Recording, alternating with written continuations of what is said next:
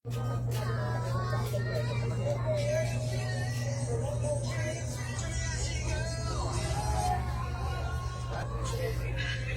hello, good morning mga miss. So, ayan. So, as a Avon dealer.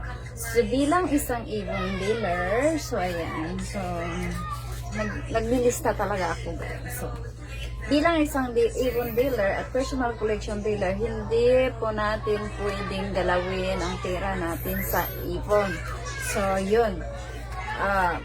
Kung gusto natin tumagal or magtagal tayo sa isang negosyo, charot.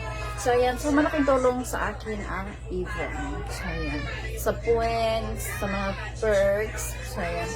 So, ang gagawin natin, guys, may listahan talaga ako sa Avon, sa mga kinukuha namin sa Avon at saka personal collection.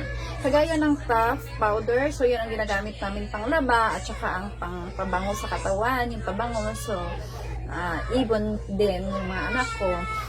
So, kapag kumuha sila or ako, nililista ko yan at binabayaran ko yan para nakikita naman natin ang ating kita. Nakikita ang ating kita. So, ayun lang guys.